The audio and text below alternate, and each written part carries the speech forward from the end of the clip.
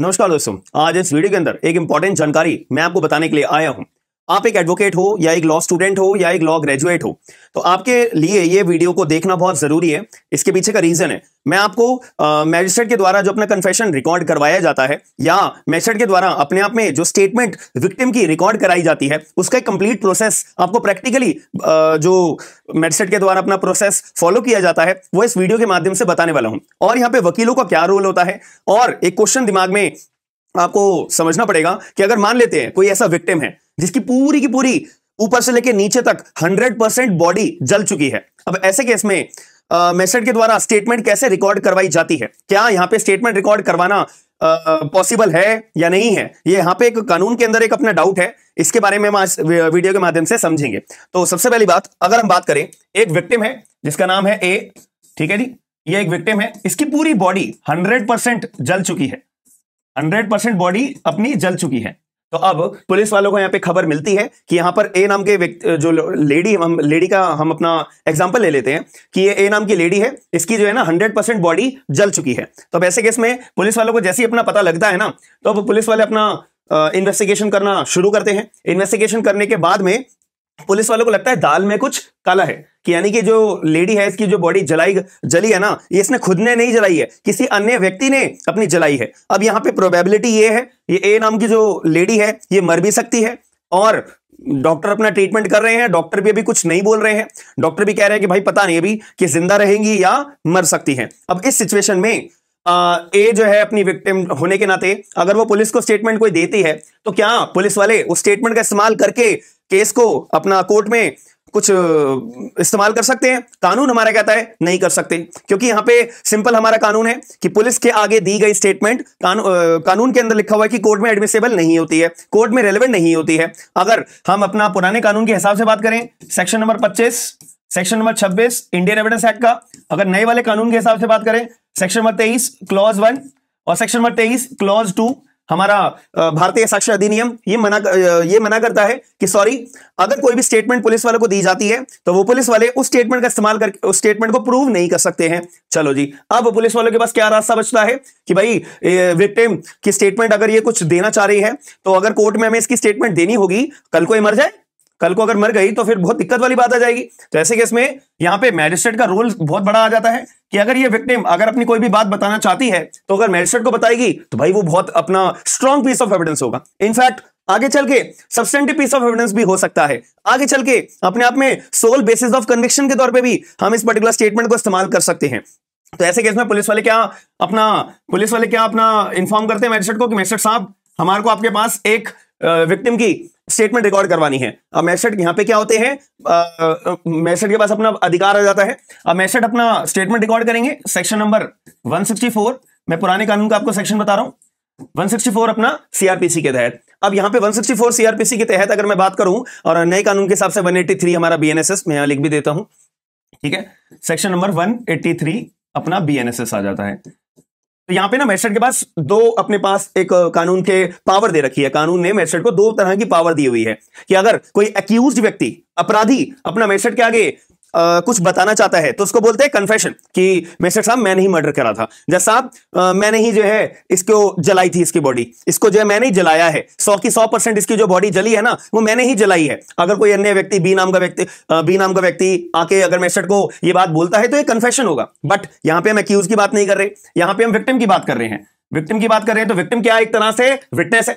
तो विटनेस के तौर पे यहां पे मैजिस्ट्रेट अगर स्टेटमेंट रिकॉर्ड करेंगे तो यहां पे स्टेटमेंट वर्ड यूज करा जाएगा। यहीं अगर एक्यूज मैजिस्ट्रेट के पास आता, ठीक है, और पुलिस वाले अगर एक्यूज की स्टेटमेंट रिकॉर्ड करवाने के लिए बोलते तो वो स्टेटमेंट ना बोल के उससे कन्फेशन बोले जाता है। तो ये आपको अंतर समझना पड़ेगा। और एक मेरा अपना नया चैनल भी बनाया हुआ है एसएलजी लॉ क्लासेस के अंदर, तो वहां पे मैंने कन्फेशन के रिगार्डिंग ना एक वीडियो अपलोड करी हुई है, आप लोग उस वीडियो को जरूर देखिएगा। बहुत ज्यादा आपको चीजों के बारे में, कन्फेशन के बारे में क्लैरिटी नजर आएगी। बट हम अपना यहाँ पे सामने आते हैं, तो अब यहाँ पे एक ही अपनी स्टेटमेंट रिकॉर्ड होगी। अब स्टेटमेंट रिकॉर्ड ऐसी हो जाएगी नहीं, क्योंकि यहां पे मैंने आपको क्या बोला कि एक ही स्टेटमेंट के बेसिस पे और मैजिस्ट्रेट के सामने स्टेटमेंट रिकॉर्ड हो रही है, तो ये अपने आप में स्टेटमेंट बहुत इंपॉर्टेंट है।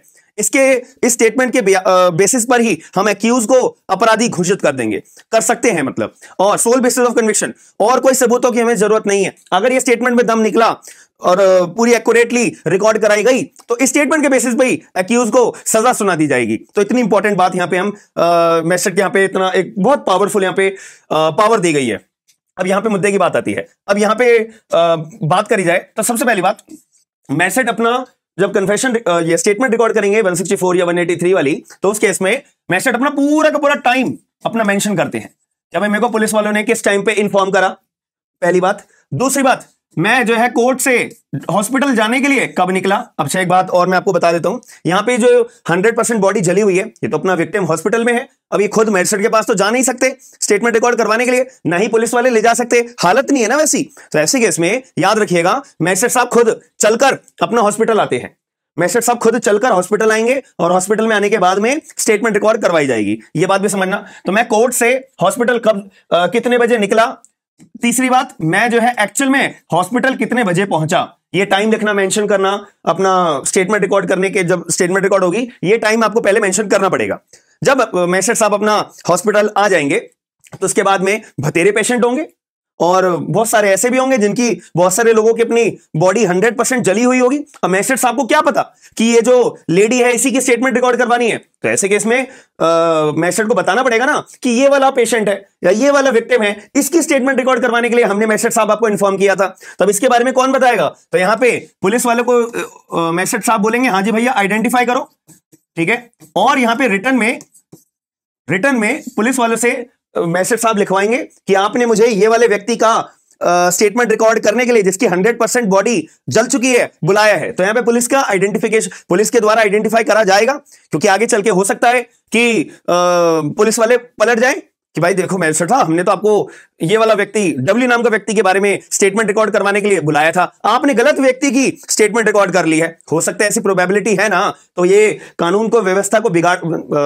मैनिपुलेट ना करा जाए, इसीलिए ये बेस्ट कदम होता है कि यहां पर पुलिस का आइडेंटिफाई कराना जरूरी होता है। चलो जी, अब यहां पे आइडेंटिफाई करा लिया गया है, तो अब जो कमरा होगा जिस कमरे में विक्टिम के रिश्तेदार और पुलिस वाले डॉक्टर ये सब अपना होंगे, ऐसे केस में तो एक बात बताओ, अब इतने सारे लोग होते हैं तो इस सिचुएशन में क्या जो विक्टिम है वो अपनी मन की बात बता पाएगा या बता पाएगी, हो सकता है नहीं बता पाएगी। तो अभी पुलिस के आइडेंटिफाई करने के बाद पुलिस वालों को मैजिस्ट्रेट साहब ऑर्डर करते हैं कि आप बाहर जाओ, अब आप कमरे से बाहर जाइए।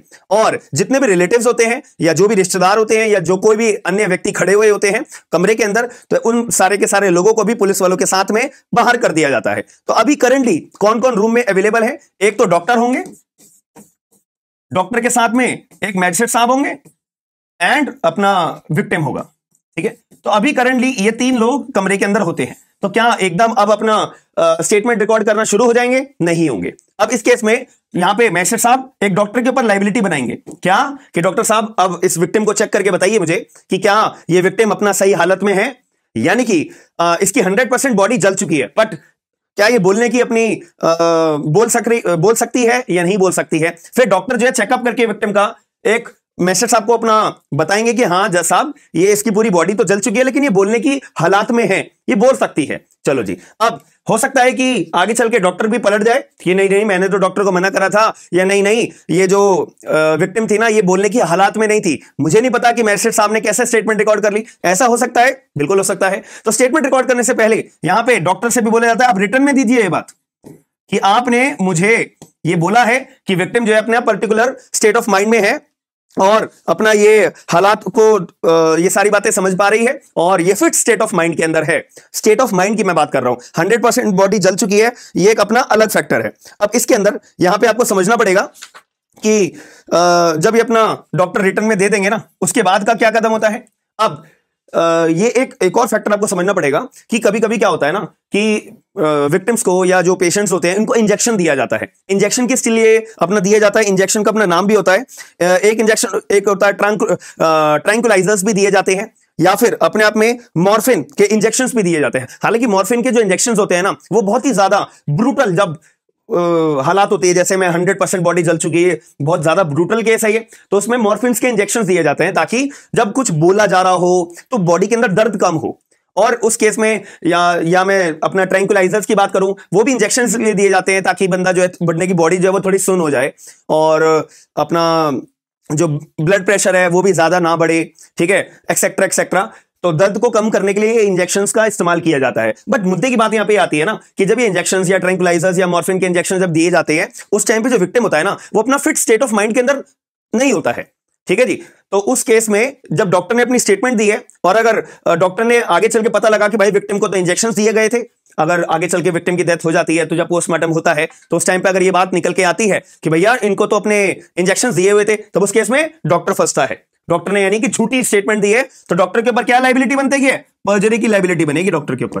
पर्जरी मतलब झूठी गवाही देना, झूठी स्टेटमेंट देना, तो ये पर्जरी की लायबिलिटी बनती है। तो इसीलिए यहां पर एक रिटर्न में लिया जाता है। जब ये सब काम हो जाता है तो उस टाइम पे दो रास्ते आते हैं, दो एक ऑप्शन आते हैं। या तो डॉक्टर को कमरे से बाहर कर दिया जाता है कि जाओ आप कमरे से बाहर जाइए, या दूसरा ऑप्शन ये होता है कि अगर विक्टिम की हालत बहुत ज्यादा बुरी है, उस केस में डॉक्टर के रिक्वायरमेंट है कि अगर विक्टिम की सांस फूलने लगे या फिर कोई भी मेडिकल इमरजेंसी की जरूरत पड़े, तो उस टाइम पे डॉक्टर को यहाँ पे जरूरत के लिए बोल दिया जाता है चलो ठीक है आप कमरे के अंदर रुकिए। अब उस केस में मैजिस्ट्रेट साहब अपना काम करते हैं। मैजिस्ट्रेट साहब क्या करते हैं? देखो मैजिस्ट्रेट के साहब सारी रिक्वायरमेंट आ चुकी है। अब मैजिस्ट्रेट साहब यहाँ पे स्टेटमेंट रिकॉर्ड करना शुरू करते हैं कि सबसे पहले तो नॉर्मल क्वेश्चंस यहाँ पे मैजिस्ट्रेट के द्वारा पूछना, एक प्रैक्टिकल बात क्लियरिटी से करी जाती है कि तुम्हारा नाम क्या है, ठीक है, तुम्हारी उम्र क्या है, तुम्हारे हस्बैंड का नाम क्या है, तुम्हारे पापा का नाम क्या है, मम्मी का नाम क्या है, वगैरह वगैरह। और ये अपने आप में स्टेटमेंट आपको लग रहा होगा ये तो आम स्टेटमेंट्स है, ये क्यों पूछी जा रही है? ये इसलिए पूछी जाती है ताकि मैजिस्ट्रेट भी तो अपने आप को कंफर्म करेंगे। केवल डॉक्टर ने अपना रिटर्न में दे दिया, इसका मतलब ये है कि थंब रूल हो गया, 100% क्लैरिटी आ चुकी है कि एक्चुअल में विक्टिम अपना फिट स्टेट ऑफ माइंड में है? नहीं। तो इसीलिए मैजिस्ट्रेट को अपने आप को भी क्लैरिटी दिलवाने के लिए ये दो चार तरह के सवाल पूछे जाते हैं। इससे मैजिस्ट्रेट को ये क्लैरिटी नजर आती है कि हाँ एक्चुअल में जो विक्टिम है वो फिट स्टेट ऑफ माइंड में है भी या नहीं भी है। मैं स्टेटमेंट रिकॉर्ड कर रहा हूं तो वो सही मानते हुए कर रहा हूं या नहीं कर रहा हूं। उस केस के लिए क्या मेरे को आगे चल के आगे स्टेटमेंट रिकॉर्ड करनी चाहिए, यहीं पे रोक देना चाहिए, ये बात को पहचानने के लिए। अब एक बात को और थोड़ा सा ध्यान रखिएगा। मान लेते हैं मैं प्रिजम्पशन यहां पे लगा रहा हूं, ए नाम की जो ये लेडी है, ये विक्टिम है, हो सकता है कि ये आगे चल के सर्वाइव कर जाए, ठीक है। और सर्वाइव करने के बाद जब मामला कोर्ट में आएगा, अभी तो मैजिस्ट्रेट साहब अगर स्टेटमेंट रिकॉर्ड कर लेंगे और आगे चल के ये विक्टिम जो है अपने आप में सर्वाइव कर जाती है और आगे चल के कोर्ट में जब मामला आता है, हो सकता है कि ये अपनी विक्टिम पलट जाए। पलट सकती है या नहीं? रिट्रैक्ट कर सकती है। मैं इसको रिट्रैक्ट वर्ड यूज कर लेता हूं। पूरी प्रोबेबिलिटी है यहां पे जो विक्टिम है वो रिट्रैक्ट कर सकती है। देखो यहां पे दोनों बातें आएंगी, आपके मन में आ रहा होगा नहीं रिट्रैक्ट नहीं भी करेगी, ठीक है, हम आपकी बात आगे रख लेते हैं। लेकिन मैं अपनी पॉइंट ये बोल रहा हूं कि आगे चल के रिट्रैक्ट यानी कि झूठ बोल सकती है या फिर पलट सकती है। विक्टिम ने अगर नाम लिया कि मेरे पति ने मेरे को जो है जलाया है, मेरे पति ने मेरे ऊपर कैरोसिन का ऑयल डाला था, एक्सेट्रा एक्सेट्रा, तो उसने पति का नाम लगाया यानी कि बी ने मेरे पर कैरोसिन डाला। फिर जब मामला जब ये अगर जिंदा बच जाती है और इसके बाद जब कोर्ट में मामला जाता है तो उस केस में लेडी से पूछा जाता है कि हाँ तुमने मैजिस्ट्रेट को बी नाम के व्यक्ति का नाम लिया था, तो क्या तुम अब भी बी नाम के व्यक्ति का नाम लेओगी? तो अगर ये लेडी जो है अपना अगर पलट जाती है आगे चल के, नहीं मैंने तो किसी का भी नाम नहीं लिया था, मैजिस्ट्रेट के अंदर जो स्टेटमेंट लिखी है मैजिस्ट्रेट झूठ बोल रहे हैं, मैजिस्ट्रेट झूठे हैं, मैजिस्ट्रेट ने झूठी स्टेटमेंट रिकॉर्ड करी है मेरी, ऐसा हो सकता है? बिल्कुल। तो यहां पे मैजिस्ट्रेट को झूठा बता रहे हो आप, ठीक है। तो इस केस में यहां पे अगर मैं प्रैक्टिकली बात करूं तो एक सही तरीका होता है कि यहां पर मैजिस्ट्रेट क्या करेंगे, भैया ओथ ले लो, पहले तो ओथ ले लो, जो ये लेडी है ना इसकी ओथ ले लो कि आगे चल के अगर ये विक्टिम सर्वाइव कर जाती है तो अगर ये पलटती है तो विक्टिम के ऊपर कौन सी लायबिलिटी बनती है? इसको punishable for the offence of पर्जरी, ठीक, झूठी गवाही दे रही है ये। क्यों? क्योंकि मैजिस्ट्रेट ने जो स्टेटमेंट रिकॉर्ड करी है वो ओथ पे करी है, ठीक है जी। तो यहां पे सबसे बढ़िया तरीका ये होता है कि ओथ दिलवा दो। अब वो हालातों के हिसाब से देखा जाता है कि ओथ देने लायक कंडीशन है या नहीं है। बिल्कुल एंड लाइन पे तो नहीं है कि जान जा भी सकती है या बच भी सकती है, अगर ऐसी सिचुएशन है तो वो देखा जाएगा, बट प्रैक्टिकली मैंने आपको ये बताया है। चलो जी, अब मैजिस्ट्रेट साहब ये 2-3 क्वेश्चन पूछने के बाद तुम्हारा नाम क्या है, कितनी उम्र है, माता पिता का क्या नाम है, हस्बैंड का क्या नाम है, एक्सेट्रा एक्सेट्रा, उसके बाद अपनी मेन बात यहां पे मैजिस्ट्रेट साहब बोलते हैं कि मैं एक मैजिस्ट्रेट हूं, जज हूं एक कोर्ट का, और उस केस में आपके पास अभी कोई भी पुलिस वाला नहीं है, कोई भी घर वाले नहीं है, आपके मन में कोई भी तरह का डर अगर आ रहा है तो आप मेरे को खुल के बता सकते हो। मैं आपको पूरा का पूरा न्याय दिलाने के लिए यहां पे आया हूं, और आपके साथ में जिसने भी कोई आपके मन में या आप जिस व्यक्ति को जानते हो और जिस भी व्यक्ति का आप नाम जानते हो जिसको आपको लगता है कि आपके साथ गलत किया गया है, तो आप वो मुझे बता सकते हो। तो ये सारी बातें मैजिस्ट्रेट साहब यहाँ पे विक्टिम को बताते हैं और कंफर्टेबल कराने की कोशिश करते हैं ताकि विक्टिम के पास जो जो जानकारी है सच्ची वो अपनी बता सकेंगे। अब उसके बाद जब मैजिस्ट्रेट अपना स्टेटमेंट रिकॉर्ड कर लेते हैं तो यहां पे आता है विक्टिम का सिग्नेचर और यहां पे आता है मैजिस्ट्रेट का अपना सिग्नेचर। बट यहां पे एक इंपॉर्टेंट बात आपको ध्यान रखनी है कि जो भी ये जो अपना स्टेटमेंट्स रिकॉर्ड करी जाती है क्वेश्चन एंड आंसर के फॉर्म में करी जानी चाहिए कि मैसेज ने क्या क्वेश्चन पूछा, उसका क्या सवाल का जवाब दिया गया। ये बात आपको ध्यान रखनी है कि क्या मैसेज से अपना क्वेश्चन पूछा और क्या सवाल आया। अब एक और बात यहां पे आपको याद रखनी है कि यहां पे विक्टिम से क्वेश्चन पूछा गया कि अच्छा तुम्हारे ऊपर किसने तुम्हारी 100% बॉडी किसने जलाई है। तो विक्टिम ने बोला साहब मेरी जो है ना मेरे पति से लड़ाई होती है और मेरे पति मेरे को बिल्कुल पसंद नहीं करते हैं। तो एक दिन हमारी लड़ाई हो रही थी, उस दौरान मेरे पति ने मेरे ऊपर केरोसिन का ऑयल डाल दिया है और उस वजह से मेरी बॉडी जल गई है। ये सारी की सारी अपनी एक वर्डिंग्स अपनी लिखी है। अब यहां पे जब मैसेज साहब अपना आंसर लिख रहे होंगे, मतलब जो विक्टिम के द्वारा अपना जवाब दिया गया है, तो उस टाइम पे यहां पे आपको याद रखना है एग्जैक्ट वर्डिंग्स लिखनी है, एग्जैक्ट वर्डिंग्स लिखनी है। यहां पे मैसेज साहब अपना इंप्रोवाइज करके नहीं लिख सकते हैं कि हस्बैंड एंड वाइफ, अपने जो लेडी है इसका अपने पति है, इसके अपने पति से लड़ाई झगड़ा होते थे, पति ने एक दिन जो है इनके ऊपर केरोसिन ऑयल डाल दिया, फिर इसकी वजह से विक्टिम के द्वारा ये बोला गया है कि यहाँ पे इनकी भी बॉडी जल गई है, 100% इंजरी इस बॉडी पे इसी वजह से आई है। ऐसा नहीं लिखेंगे। जो जो शब्द जिस भाषा का इस्तेमाल करा है, जो जो लैंग्वेज बोली गई है, लोकल लैंग्वेज बोली गई है या कोई भी लैंग्वेज जो बोली गई है, एग्जैक्ट वही यहां पे लिखना पड़ेगा। ये बहुत इंपॉर्टेंट बात है, ठीक है। अगर ये बात नहीं होगी ना तो आगे चल के ये अपना जो ये स्टेटमेंट है इसके ऊपर डाउट क्रिएट होगा। और वकील लोग जो है ना यही पॉइंट पकड़ते हैं क्रॉस एग्जामिनेशन के लिए। यही छोटे छोटे पॉइंट्स होते हैं जो आपकी वकालत के अंदर आपको सीखना पड़ता है।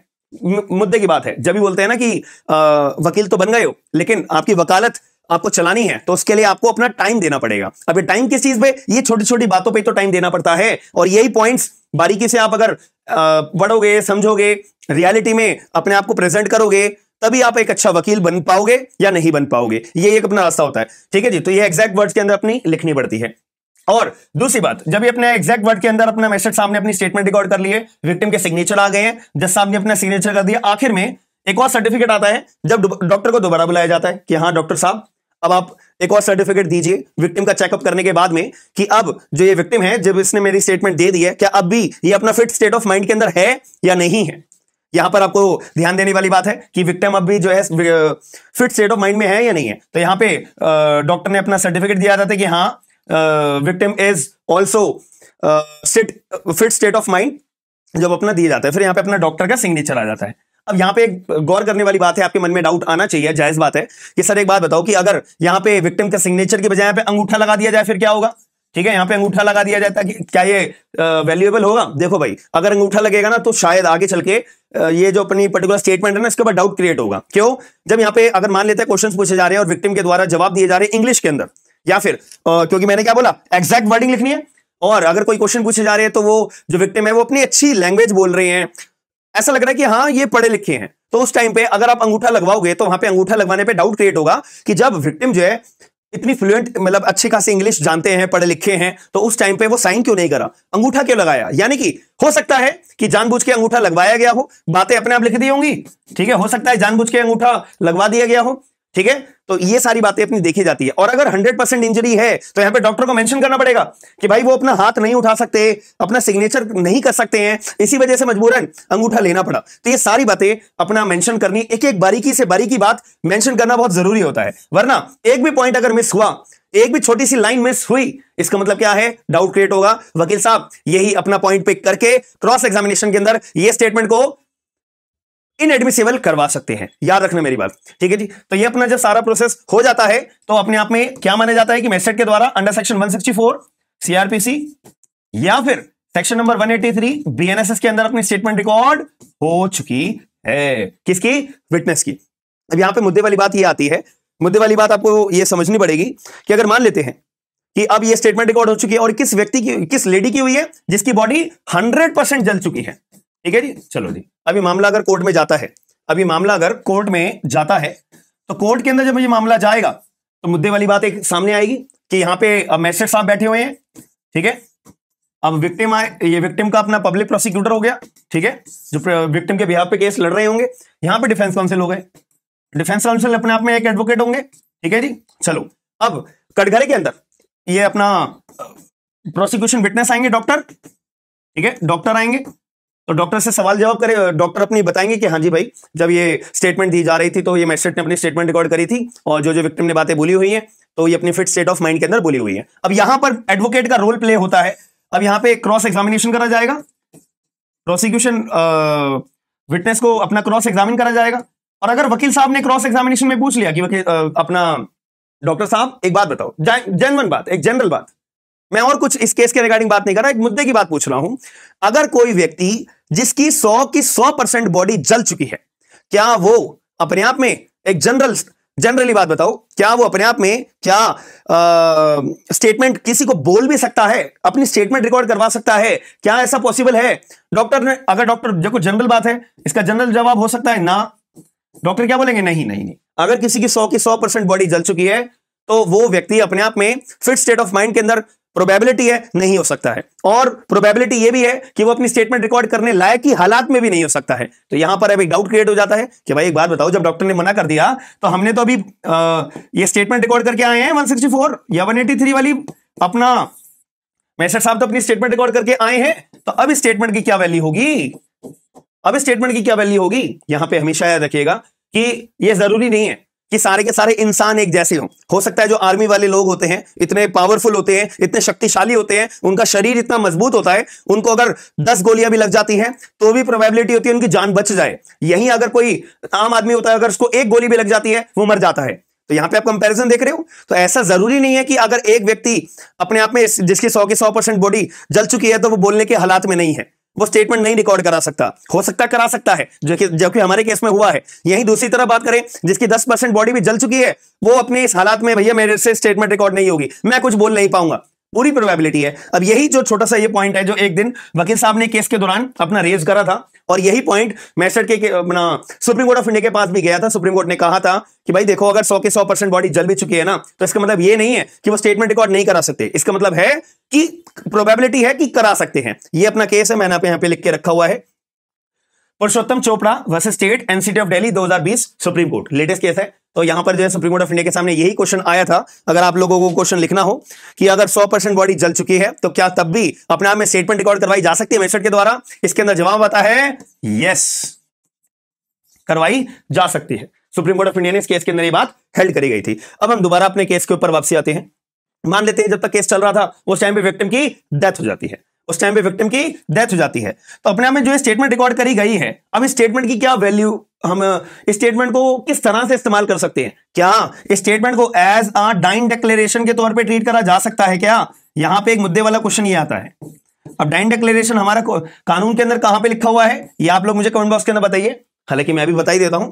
अगर मैं पुराने कानून के हिसाब से बात करूं, section number 32 Indian evidence act, इसका क्लॉज 1 होता है। अगर मैं नए वाले कानून के हिसाब से बात करूं, सेक्शन नंबर 26 ऑफ भारतीय साक्ष्य अधिनियम के अंदर, तो यहां पे बोला हुआ है कि अगर कोई भी व्यक्ति जो अपने आप में मरने से पहले या by the circumstances of the same transaction के हालातों में, जब उसको एक्सपेक्टेशन थी कि हाँ मैं मरने वाला हूं, या उसको अपनी एक्सपेक्टेशन नहीं भी थी कि मैं मरने वाला नहीं हूं, तो उस टाइम भी उसने मरने से पहले अगर कोई भी स्टेटमेंट दी होती है तो वो स्टेटमेंट अपने आप में रेलेवेंट होती है। तो अपने आप में जो लेडी थी ए, उसने जो मैजिस्ट्रेट को अपनी स्टेटमेंट रिकॉर्ड करवाई है, तो उसकी एक्सपेक्टेशन थी ना कि मैं मर सकती हूं, बिल्कुल, और उसने मरने से पहले अपनी कॉज ऑफ डेथ के बारे में तो जानकारियां दिया मैजिस्ट्रेट को। तो अपने आप में ये जो स्टेटमेंट रिकॉर्ड करी है, इसको एज अ डाइंग डिक्लेरेशन के तौर पर इस्तेमाल करा जा सकता है, बिल्कुल करा जा सकता है। क्या कानून डाइंग डिक्लेरेशन को मान्यता देता है? बिल्कुल देता है। क्या ऐसी स्टेटमेंट अपने आप में रेलेवेंट होगी? बिल्कुल होगी। याद रखना मेरी बात, अपने आप में यह स्टेटमेंट बिल्कुल रेलेवेंट होगी। एक और छोटी सी बात आप याद रखिएगा कि अगर मान लेते हैं कि अगर यह स्टेटमेंट अपने आप में डाइंग डिक्लेरेशन है और यह स्टेटमेंट बिल्कुल एक्यूरेट, ट्रू, और यहां पे सारे के सारे जो अपने ड्यू एंड केयर लेकर चलने चाहिए, जितने हमने बारीकी से बातों को समझा है, अगर यह सब पालन करा गया है, तो याद रखना इस स्टेटमेंट को हम as a sole basis of conviction के तौर पे इस्तेमाल करेंगे। अगर लेडी ने बी नाम के आदमी का, हस्बैंड का नाम लिया कि भैया इसने करा, ऐसे कुछ इसने जलाया मुझे, तो इससे मेरी लड़ाई होती थी, और बाद में फिर विक्टिम ने स्टेटमेंट रिकॉर्ड करा, इसके बाद मर गई, तो ऐसे केस में अगर ये डाइंग डिक्लेरेशन अपने आप में बिल्कुल एक्यूरेटली रिकॉर्ड हुई है, ड्यू केयर के साथ रिकॉर्ड हुई है, सबकी स्टेटमेंट्स अपने आप में रिकॉर्ड हुई है, सबने अपना प्रॉपर्ली सर्टिफिकेट जमा कराए हैं, डॉक्टर ने, पुलिस ने आइडेंटिफिकेशन करी, सब कुछ अपने आप में एक्यूरेटली अगर हुआ है, तो उस केस में इस डाइंग डिक्लेरेशन को सोल बेसिस ऑफ कन्विक्शन हम ट्रीट करेंगे। यानी कि स्टेटमेंट के आधार पे बी नाम के व्यक्ति को हम क्या कर देंगे? कन्विक्ट कर देंगे। और अगर कोई भी हमारे पास सबूत कॉरबोरेशन वाला है ही नहीं, तब भी अगर ये स्टेटमेंट हमारी एक्यूरेट है, ट्रू है, और ड्यू केयर के साथ रिकॉर्ड करी गई है, सारे के सारे सर्टिफिकेट के साथ रिकॉर्ड करी गई है, उस टाइम भी अगर कोई कॉर्पोरेशन वाला एविडेंस या ये स्टेटमेंट अपने में कॉर्पोरेशन वाली बात अगर नहीं भी है तो भी इस स्टेटमेंट को हम sole basis of conviction substantive piece of evidence मानेंगे मानेंगे मानेंगे, हमेशा जीवन में याद रखना। तो इससे हमें क्या पता लगता है कि डाइन डिक्लेरेशन अगर एक्यूरेटली रिकॉर्ड करी जाती है और मेथड अगर सेटिस्फाई हो जाते हैं, उस केस में ये अपने आप में सोल बेसिस ऑफ कन्विक्शन होता है। याद रखिएगा मेरी बात। तो इस वीडियो के माध्यम से जो हमने जानकारी समझी है, आई होप आपको मजा आया होगा। और जो एक प्रैक्टिकल मैंने आपको एस्पेक्ट बताया है कि मेथड साहब जब अपने स्टेटमेंट रिकॉर्ड करते हैं तो किन बातों का ध्यान रखते हैं। कितने लोग ऐसे हैं कि एक एक बारीकी वाली जो बात मेरे द्वारा बताई गई है, ये जो टाइम वाली बात हो गई, पुलिस का आइडेंटिफाई करने वाली बात हो गई, डॉक्टर से अपने आप में सर्टिफिकेट लेने वाली बात हो गई, क्या आप लोगों को ये बातें पता थी? कितने लोग ऐसे हैं जिनको ये बातें पता थी? एक बार कमेंट बॉक्स के अंदर जरूर बताइएगा। और आखिर में मैं यही कहना चाहूंगा कि अभी एक दिन और बचा है, यानी कि 5 नवंबर तक हमने ऑफर आप लोगों के लिए लगवाया है, जो आपको पोस्टर यहां पे दिखाई दे रहा होगा। सारे के सारे बैचेस के ऊपर आपको 52% डिस्काउंट मिलेगा। AIB 19 का अगर बैच आपको लेना है आप ले सकते हो। भारतीय साक्ष्य अधिनियम का अगर आपको बैच लेना है तो आप ले सकते हो। ट्रांसफर प्रॉपर्टी एक्ट का बैच आपको लेना है तो ले सकते हो। कॉन्स्टिट्यूशन का या फिर अपना फैमिली लॉ, जिसमें कंप्लीट हमारे हिंदू लॉ और मुस्लिम लॉ को पढ़ाया गया है। अगर आपको कोई भी बैच चाहिए, रिक्वायरमेंट है, तो एप्लीकेशन डाउनलोड करो। Smart and legal guidance description box के अंदर लिंक्स अवेलेबल है, तो आप लोग अपना अवेल कर सकते हो। बाकी वीडियो कैसे लगी एक बारी कमेंट बॉक्स के अंदर जरूर बताएगा। एंड लाइक शेयर सब्सक्राइब जरूर करेगा। मिलते हैं नेक्स्ट वीडियो के अंदर। थैंक यू, धन्यवाद।